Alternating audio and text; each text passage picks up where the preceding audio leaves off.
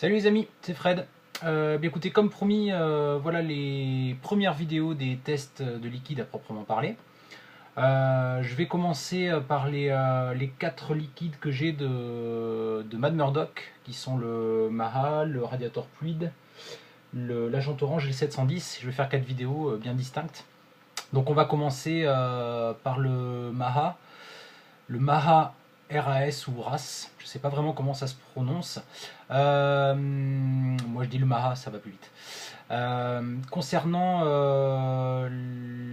l'historique et les infos de ce juice, bon, comme vous le savez ou pas, il est fait par un Américain qui s'est pris le pseudo de Mad Murdock. C'est un peu il se présente comme un savant fou.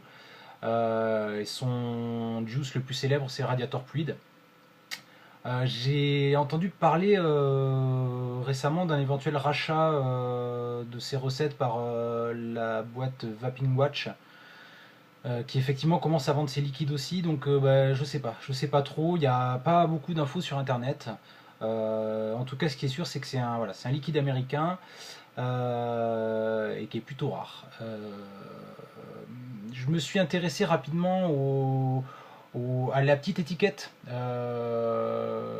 de ces juices parce que c'est un peu plus travaillé, on va dire, que les liquides de base.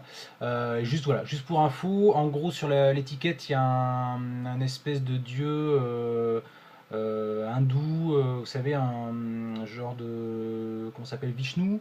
Et puis j'ai pas mal recherché sur internet, j'ai trouvé une litho, enfin un espèce de tableau qui a été fait à Bombay, il n'y a pas de date. Et en gros, c'est une ronde avec plein de Vishnu et des princesses indiennes. Et le tableau est intitulé Maha Ras ou RAS. Et en cherchant aussi, j'ai trouvé que il y a pas mal de références avec ce terme concernant les épices. Donc voilà, ça annonce un peu la couleur, le côté zen, posé, indien, voilà, c'est épicé, on est pile poil dans le sujet. Euh, Ce liquide, moi je le trouve qu'en 9 mg de nicotine. Il a une très très belle couleur rouge. Voilà, c'est du plus bel effet dans un tank. Euh, de ce que j'ai trouvé, moi, il y a une forte proportion de propylène glycol, mais il n'y a eu aucune indication sur les bouteilles que j'ai. Et voilà, donc bah, n'hésitez pas à me préciser si jamais vous avez ces infos-là. J'ai d'ores et déjà attribué une note, donc j'ai fait plusieurs coefs en fait en fonction des rubriques pour arriver à une note globale. Je l'ai noté 10 sur 20, cette partie historique, information.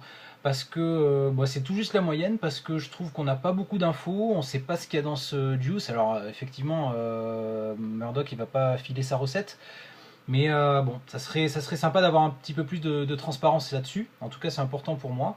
Voilà, très, très peu d'indications, donc pile poil la moyenne, 10 sur 20.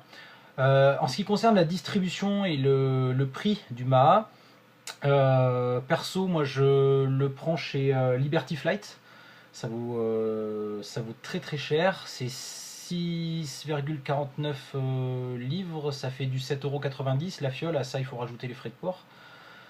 Voilà, je sais que le moins cher c'est Vaping Watch, c'est directement à la source, c'est 68 $ les 115 millilitres. Par contre, il faut un compte Ship2, voilà, donc, ça vous regarderez sur internet, il y a pas mal de tutos. Sinon, je l'ai vu récemment chez Sigatech. Alors, Sigatech il annonce en 50-50, donc je pense il est coupé, soit au VPG, soit au cutter. Et je l'ai trouvé récemment chez Château Lavap à 6,90 mais il est 6 millilitres. Voilà, donc c'est un peu cher, c'est rare. Moi j'ai lu récemment que Mad Murdock il avait 3 employés seulement et il fait tout seul et ça lui arrive d'expédier lui-même les colis, donc voilà. Alors, c'est ce qui fait aussi ce qui donne le côté sympa de ce liquide, c'est qu'il est rare, mais bon, ça lui fait une note de 8 sur 20. Donc on est un coef 2 sur l'historique et un coef 2 sur la distribution et les prix. Pour que ça soit cohérent, j'aimerais mettre des coefs un peu plus importants sur le ressenti du liquide, parce que c'est quand même le but de ces reviews. Alors, concernant le nez, justement, il n'y a qu'un coef 1 parce que un liquide, on le vapote, hein, on va pas passer sa journée à le sentir. Mais c'était important, je trouve, d'expliquer un petit peu ce qu'on ressent en sentant les fioles. Alors, clairement, moi, ce que je ressens, c'est vraiment en premier des notes florales. Peut-être un mélange de rose. On sent quand même une petite pointe d'anis. Les épices, peut-être de la cannelle, en tout cas il y a une note épicée. Et puis en fin de nez, on sent quand même une note fruitée, les fruits rouges. Voilà, un mélange, ce mélange-là qui est assez intéressant. C'est là qu'on voit que c'est un jus complexe et qui est travaillé. Donc je vais donner une note de 17 sur 20 pour le nez. Avec un coef de 1 parce que c'est pas le plus important. En bouche, en revanche, c'est là que ça devient beaucoup plus intéressant.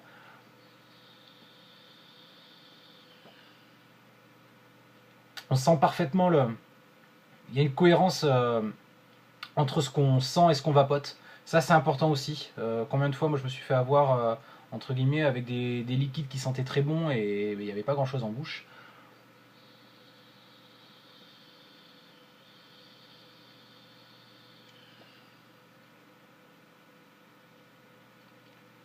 Ouais, c'est vraiment... Bon, je suis pas très objectif, hein, moi c'est mon all day hein, depuis longtemps maintenant. C'est puissant, on sent en fait au début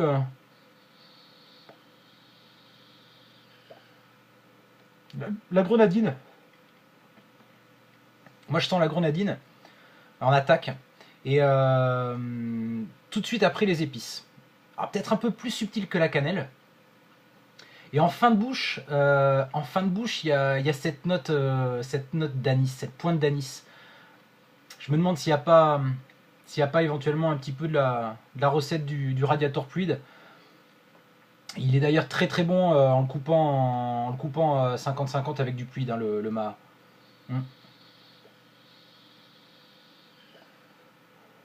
Donc moi je lui attribue une note de 19 sur 20, pour pas mettre 20 hein, franchement, mais 19.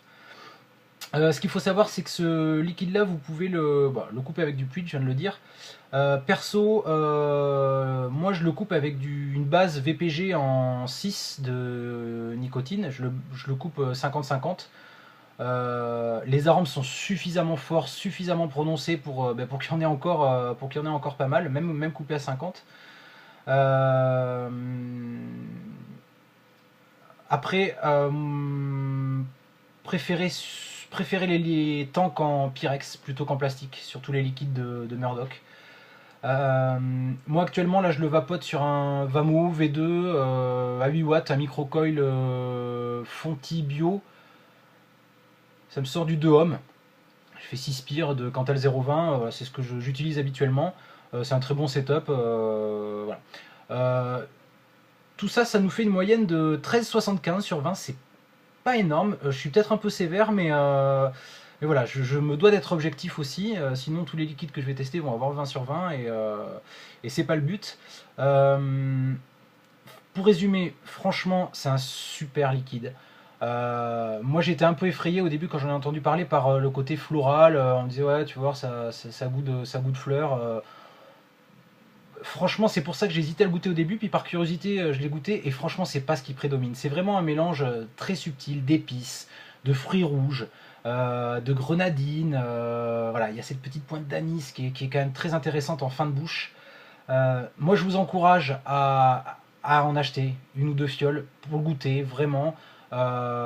Si vous avez le bon matos, hein, surtout du Pyrex. Pareil pour le stocker, si vous pouvez balancer tout le juice dans des petites fioles en verre, c'est toujours mieux.